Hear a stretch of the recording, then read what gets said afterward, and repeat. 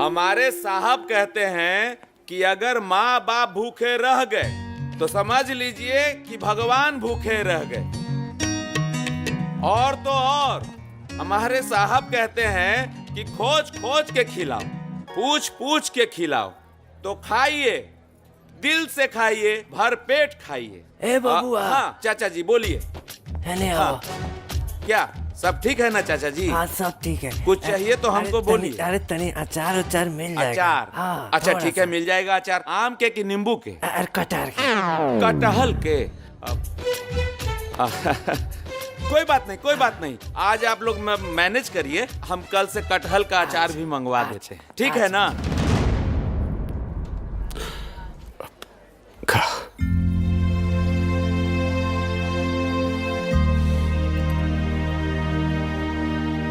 अच्छा औलाद पावे खातिर माई बाप के भी अच्छा कर्म करे के पड़ेला। बस ही जानला कि हमनियों के कबू कोनो अच्छा कर्म ना कैला हो के अच्छा न तो जो न हमनी के अन खिया रहल बा यो केहू के बेटा हमनियों के एगो औलाद बड़ा सन।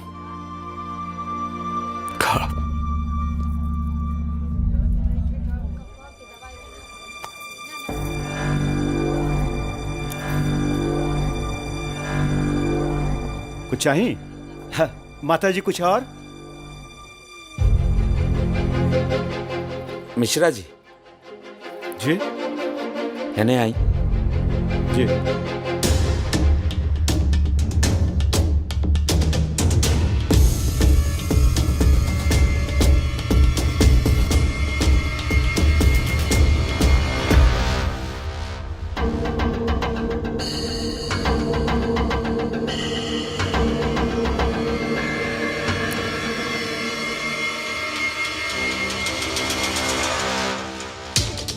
मैडम हम बिल्कुल सही कह रहे हैं मैडम। अभी हमने अपने आंखों से देखा है। अगर हम मतलब धोखा नहीं खा रहे हैं तो वो दोनों वही हैं। हाँ हाँ जी जी जी, मैं उनको लेकर आता हूँ। हाँ हाँ नहीं मैडम, वो दोनों बहुत दम उससे एकदम डिट्टो के डिट्टो जैसे फोटो में दिखाई देते हैं वैसे ही। अब हमें लगता है एक बार आप मिल लीजिए। आप एक बार मिलेंगी तो सुनिए जी। हाँ हाँ हम आपको करते हैं। जी जी हमरो से कुछ पूछ सकता नहीं? कहिए ना। भाई इतना सब जन महापुरुष कहले बानी। जी जी की है वहाँ के? आप दोनों उनसे मिलना चाहेंगे? काहे ना, ये तो हमने सौभाग्य हुई। हाँ तो आइए ना, हम आपको उनसे मिलवाते हैं। आप ए मिश्रा जी गाड़ी निकलवाइए। हाँ आप आइए, आप आइए आइए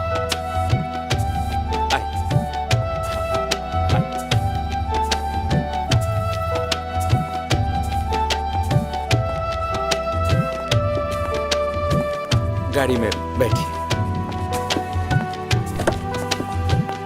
बैठो।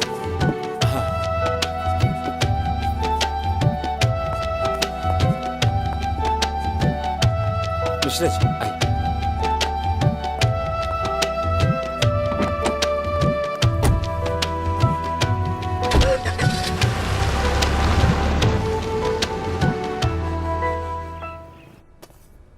अरे श्याम, वो जौन माई के नाम पे जमीन लेवे के रहे ना, ओकर फोन आई रहे। टेंशन होता। अरे वो तो भगवान जी के कृपा रहे कि बुढ़िया के नामे जमीन ना भइल, ना तो कुल डूब गइल रहत। बाबूजी अब का टेंशन बा?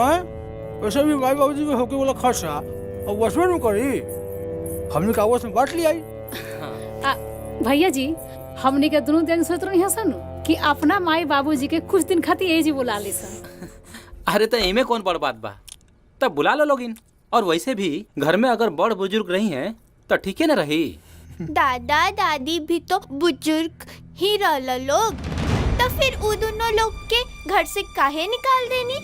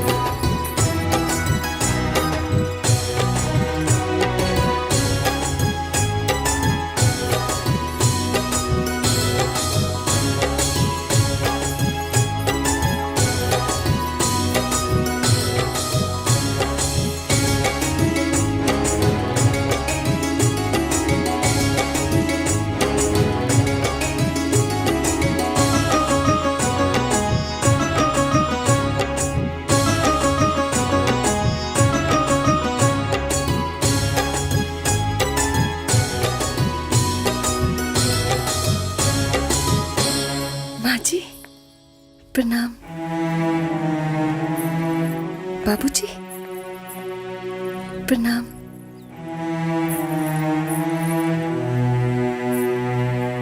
रउआ सबके दर्शन करे खातिर हमारा आँख तरस गईल रहे। आज आप सबके आरती उतारे के मौका मिल गई, हम धन्य हो गई। नहीं तो के हो बिटिया? समझ ली राउर पतो। बिटिया हमनी के समझ नहीं ना। हमरा साथे आई, रउआ सब समझ में आ जाई। आई माँ जी। जाए जाए।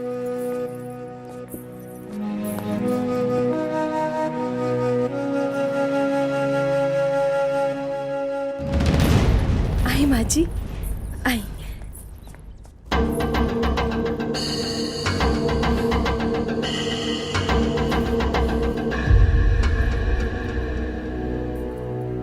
इता मुरारी है ना? ये घर भी वहाँ के हैं और हम उनकर पत्नी हैं।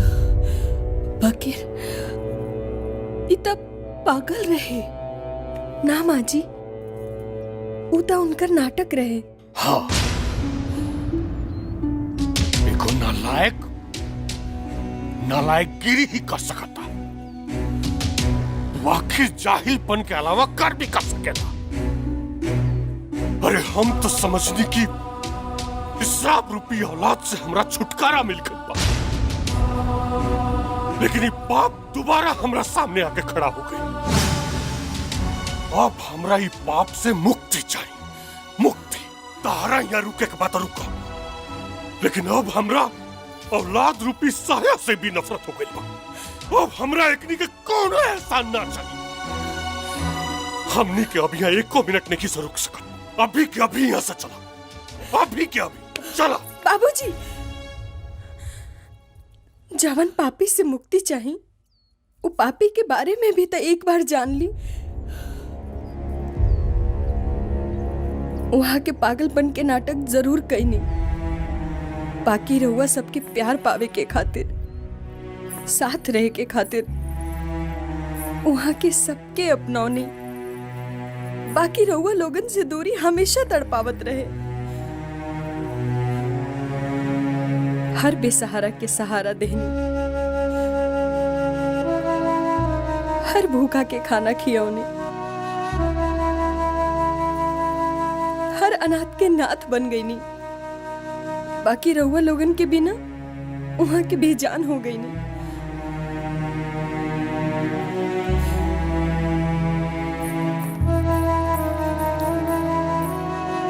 रहुआ जान के हैरानी हुई कि वो अनाथ में एगो अनाथ हम हूं हैं।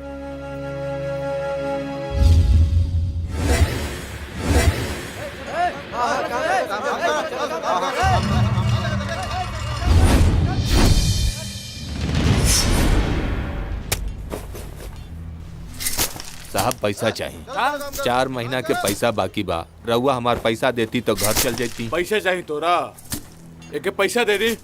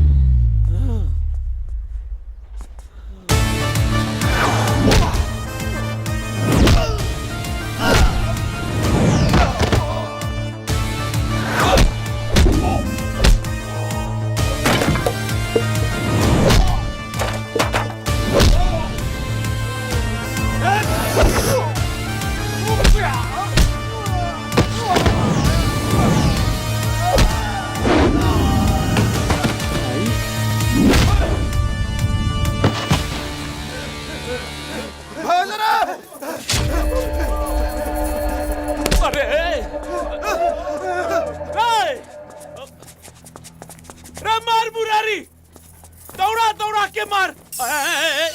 ये कहाँ जाती है रे?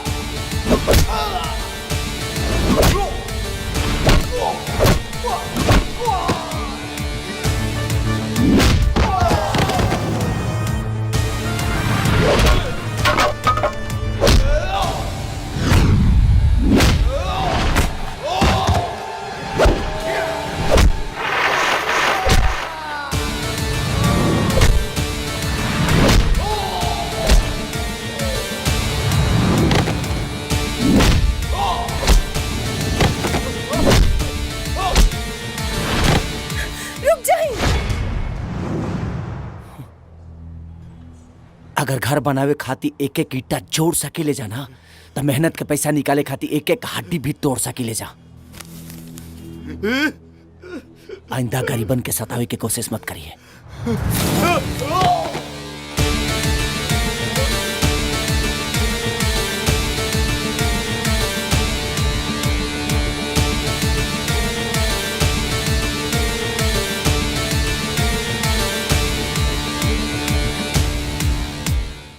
ओकरा के मुरारी मार के बहुत गलत कैले सा। अब जौन पैसा बाकी बा वो ना मिली और काम भी यहाँ से चल जाई।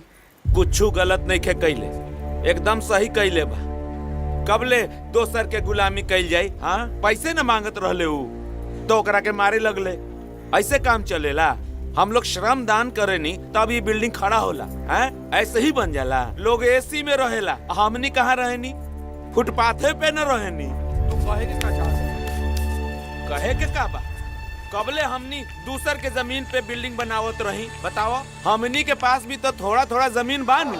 सही कहो। तो उस जमीन के जोड़ के बैंक से लोन लेके अपन जमीन पे बिल्डिंग बनावल जाई, ओकरा के बेचल जाई। बोलो सही बात हो सकेला नु? और ई सब बिल्डिंग बनावे के मालिक होई हई मुरारी। हाँ, मुरारी।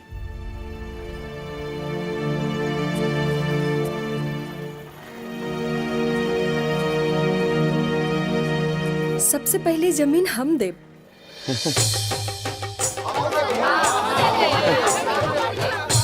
मालिक सिर्फ हम ना, मालिक हम सब मिलकर हल जाए। ताली।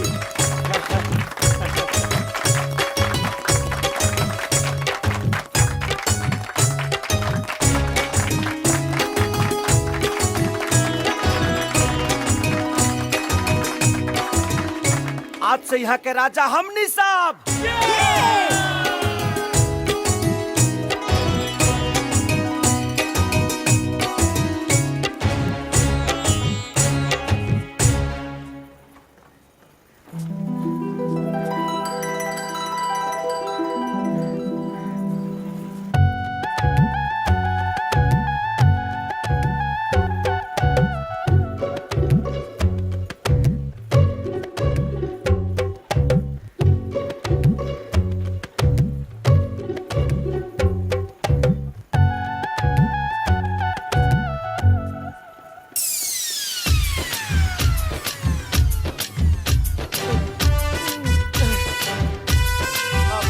बड़ा पसीना होता, देखो ना, इस सब पसीना से लथपथ।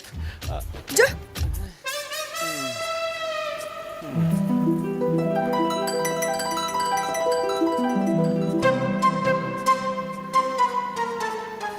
का भइल? का भइल मने का? पसीना हमरो बहुत आवेला, आ केहू के लौकते नहीं खे। बात ऐसा बना का कि तुहार पसीना बड़ा लेट से आवता। अच्छा, ऐसे ना पूछ रसिया। अच्छा। हाँ, चला। हाँ, जल्दी आओ ना रे पसीना जल्दी। का प्रकाश हाँ का हो गए? थक गेला का? बहुत थकान हो जाला ईंटा ढोके हो। किसान बनल बहुत मेहनत के काम होला। एगो बीड़ी पियाबो। बीड़ी बीड़ी तो और आ गई हो। मैंने तार बीड़ी उड़ा गई। अरे अब जाइब नू दुकान में से खरीद के ले आइब, अभी नहीं खे। कहता नहीं नू ना, नहीं खे नहीं खे नहीं खे। मैंने झूठ हमरे से बोले के बाद? अरे ना सचे कहता नहीं, नहीं खे। ठीक बा, हम आवते सीमेंट मिला के। हाँ पसीना हमरा बहुत लेट से आवेला, बीड़ी पी हैं।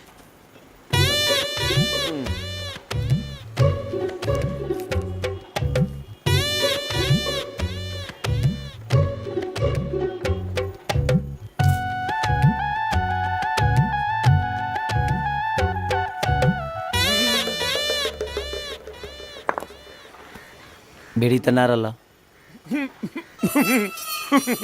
मजाक न करत रहनी हो, सोचनी है कि धरा के दे दी। हैले पकड़।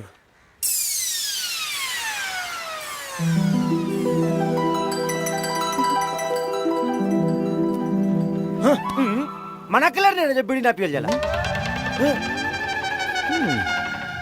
चिड़िया रोको तो बीड़ी पी के मारे के बा। बेमतलब के माहौल खराब करके धो देले बड़ा तू। हतना रोग ले ले बड़ा तबो।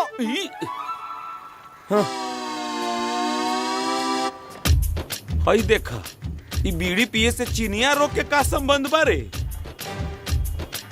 बेटा सब समझता नहीं हम, हमर बीड़ी के कोनो इज्जत नहीं खे।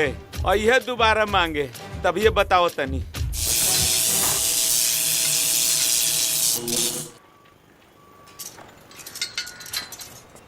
ए प्रकाश। हाँ हो का भाई?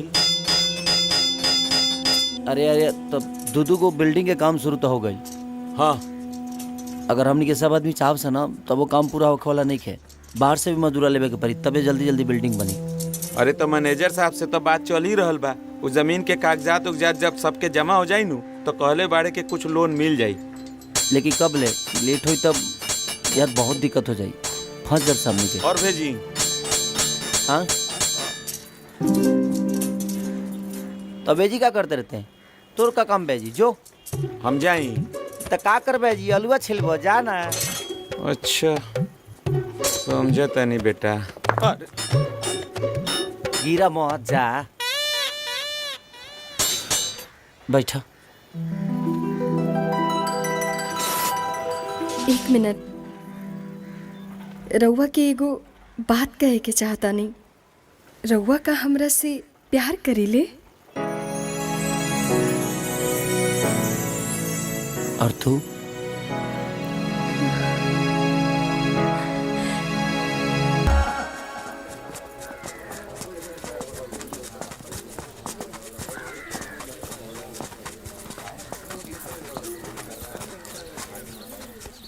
इस जमीन में सबका हिस्सा बना। एहिजे से शुरुआत अच्छा रहे।